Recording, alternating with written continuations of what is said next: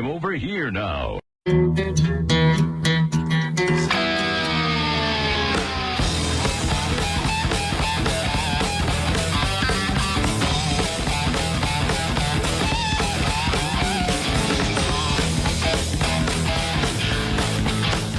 Across America with Jimmy Failla, Byron Donalds coming up in the third and final hour of the show. Man, many people believe could be the next governor of the great state of Florida. Kennedy expected as well. They're trying to wake her up on the bar stool over at the Blarney Stone. We'll bring her your way when we do hear from her. Here's John Kennedy on with Sean Hannity last night, and I just found this to be so funny. He's talking about Gavin Newsom. He's expanding on the earlier comments from John Voight. Clip 25. Governor Newsom his record shows this. He's the dictionary definition of weenie. He thinks cops are a bigger problem than criminals. He thinks if a cop has to shoot a criminal, it's automatically and always a cop's fault. But if a criminal shoots a cop, it's automatically and always the gun's fault. Here's a tip. Cops don't leave you alone unless you do illegal stuff. That's what we're seeing in California. Amen. And that, has been the crux of the argument for me from word one. This idea that sending in the National Guard or sending in the cops is somehow inflaming tensions. Whose tensions are we inflaming? Animals who see the cops and go, I've got it, I'll get rowdier. The cops aren't supposed to upset you. The presence of the cops isn't supposed to upset you. That's the point I've been making. And you can't reconfigure society to cater to the idiots who think otherwise. Okay, and that's the reality of right now. I understand deportations aren't popular with everybody, but they are the popular position of the majority of people in this country.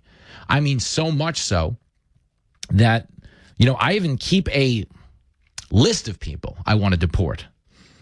One of them's joining us shortly. But here's Nancy Pelosi first. This is my favorite thing I've heard all day. She says a burning car is just the exuberance of a moment. Clip 26. When there is a large gathering of people, the anarchists see it as an opportunity and they move in.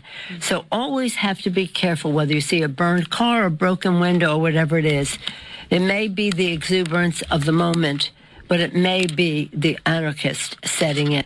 Oh, my God. Such an idiot. This is pretty much the worst video ever made. I'm all of that. That's Nancy Pelosi. When you see a burning car, it might just be the exuberance of the moment. Nancy Pelosi is a total dingbat. Is she ever? But joining me now is a woman I've shared a lot of exuberant moments with, none of which resulted in us lighting a car on fire in sheer joy. The K-train rolls into the station. The crowd goes wild. Hey, girl.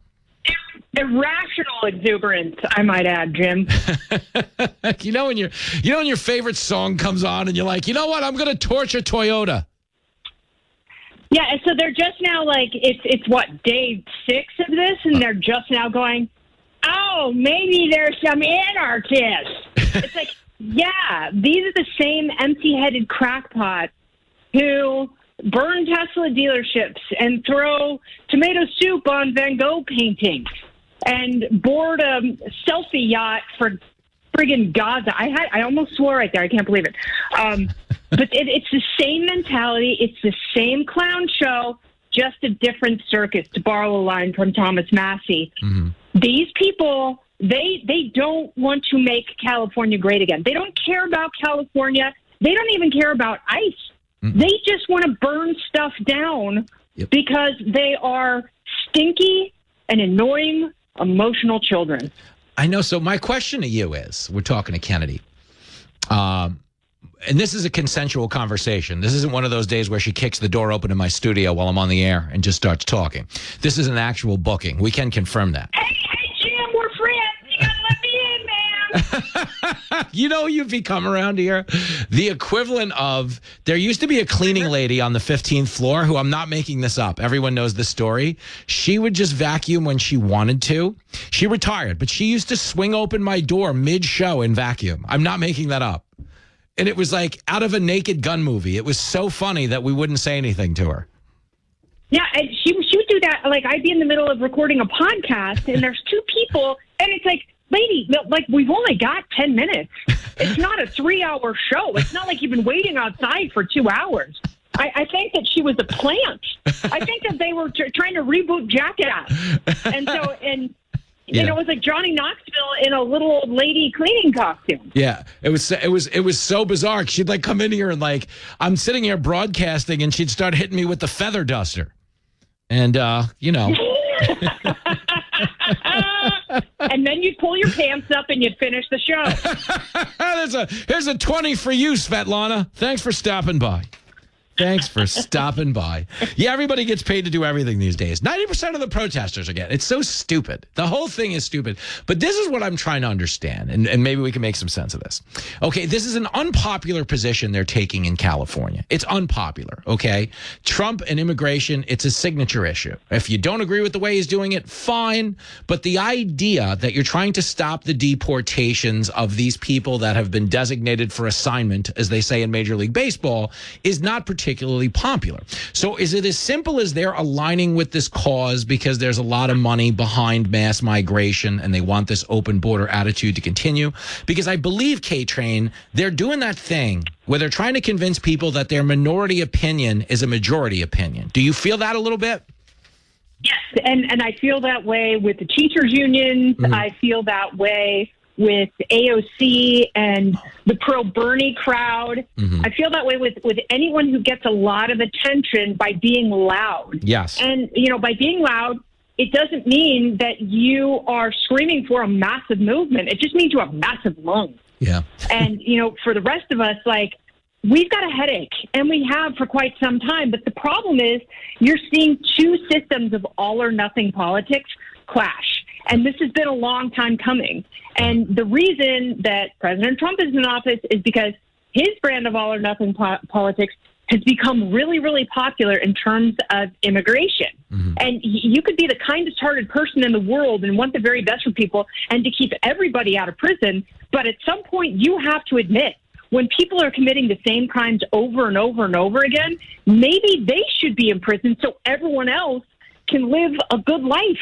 But the other side that's all or nothing, they want all chaos. They want all prisons emptied. Mm-hmm. So they were never willing to compromise. So there was never a discussion about, you know, maybe there should be limits to what we call a sanctuary city or a sanctuary state. Maybe we shouldn't offer sanctuary to child-raping dirtbags. Yeah. But, you know, they will use this ridiculous moral equivalence to come up with any argument to say Trump is bad, therefore we are right. And they're not right. They're not right on this.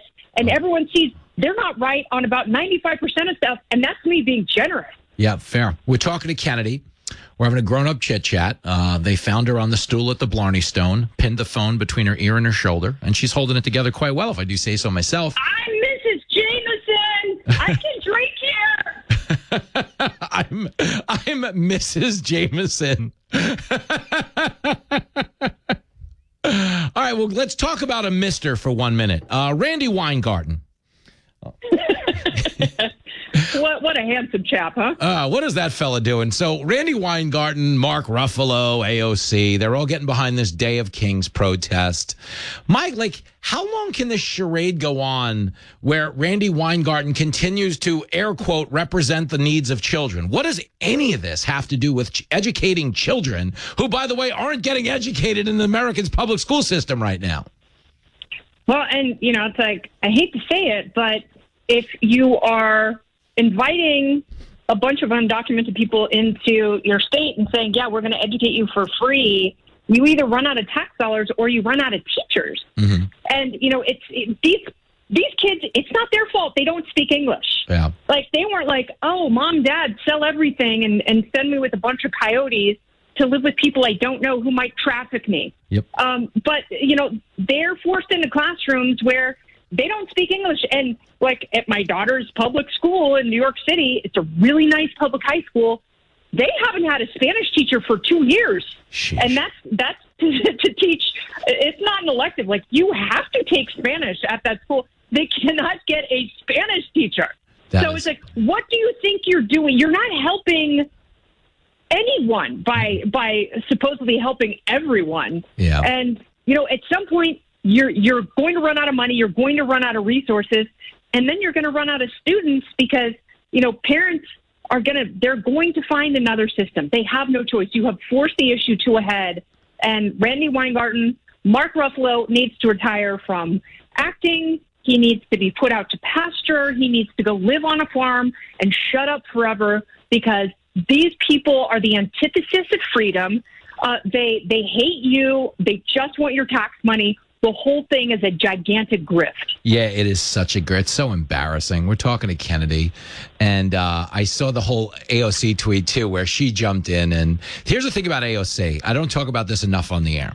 There is a part of me that has a soft spot for her, because as a cab driver, I don't know if you and I have discussed this, for all the things we haven't discussed in this world. Do you know AOC is keeping the taxi industry alive right now? Because there are so many hookers on Roosevelt Avenue over there in Elmhurst, Jackson Avenue, that guys who used to do like airport runs, now they call the fare. It's an AOC. Like, he used to be like, yeah, he does LaGuardia's or he does JFK's. Now they're like, yeah, have you seen Tony? He's getting rich. He's doing AOC's. Because when guys get into a cab now from out of town, and they're here on business, and they want a hooker, you no longer take them to 11th Avenue. That's a $12, $18 cab ride at night. You take them out to Roosevelt. You go, yeah, all the stuff got pushed out of the city, and now you've got a $150 fare. And the guy that's a John from out of town is willing to pay the extra $150 because he's going to get away from all the cameras and all the oversight here in the city. So they call, I'm not even kidding, Roosevelt Avenue, they call it the Boulevard of Sweethearts. And she is unintentionally, by being so derelict and paying attention to her district, saving the nighttime taxi driver, because he might otherwise be doing the things I was doing to pay the bills. And we don't want to discuss those on this show. All right. So Jim, I thought I was on the other side of this issue, but you totally sold me on it. This is capitalism. Yes. Writ large. But this has nothing to do with it. Market working itself out. This is AOC. She killed the Amazon jobs and she replaced them. And it's amazing. Oh God, that's a great line. It's true. And now people are making money. But again, she tweeted, okay, because she tweeted that we have to stop this knee-jerk reaction to apologize for every teenage kid that's throwing a rock at a cop. Trump's the bad guy here. Because there's no world where the guy throwing a rock at a cop deserves any empathy. No. So absolutely not. And for Maxine Waters to go, there's no violence on these streets. It's like, bitch, what are you looking at? Like, do you not have any family members in law enforcement? Like, They are using cinder blocks. These are not skipping stones. Nope. And of course they're violent. They will be as violent as you allow them to be. Yep. Give me this. I mean, you've seen a lot of protests in your day. You've covered all types of world events.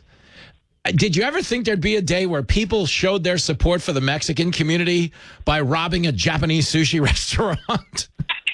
Yes, actually I did. When I saw Korean gun store owners on the top of their shop during the LA riots in 1992. Yep. Like, that's when I saw that, and I was like, oh, yeah, no, nothing makes sense anymore. Okay. Yeah. This is all. And we all got shirts made for their gun shop because we were so impressed by their bravery. Because it's like, hey, dum-dums, it's a gun shop. Yeah. That means they have the guns. Like, they can use them to protect themselves. Like, they're not selling TVs and Nikes. It's just a phenomenal time to be alive. But yes, if anybody is doing any last minute Father's Day shopping, get out to LA where the iPads are free right now. You can. What size Nike does Dad wear? You get out there, make a move. Yeah, let me go smash and grab a pair for him. Oh, just do it, as the kids say. Isn't that something? The K Train can't wait to hang again soon. You're the coolest.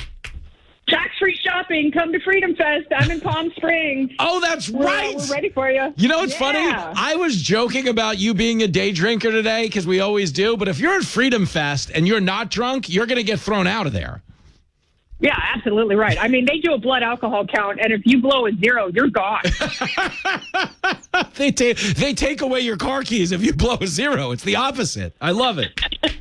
Oh, you're the best. I'll see you soon, babe. Be good. Jim. There she goes. The K Train. You know her. You love her. The K Train. Get her out. Get her out of here. You're listening to the most addictive show on the radio. This is crack, rock cocaine. It isn't glamorous or cool or kid stuff. This is Fox Across America with Jimmy Failla. You're listening to Fox Across America with Jimmy Failla. Catch the latest headlines on your way to work, morning 6 to 9. News, information, and talk. News Talk 1040, WHBO.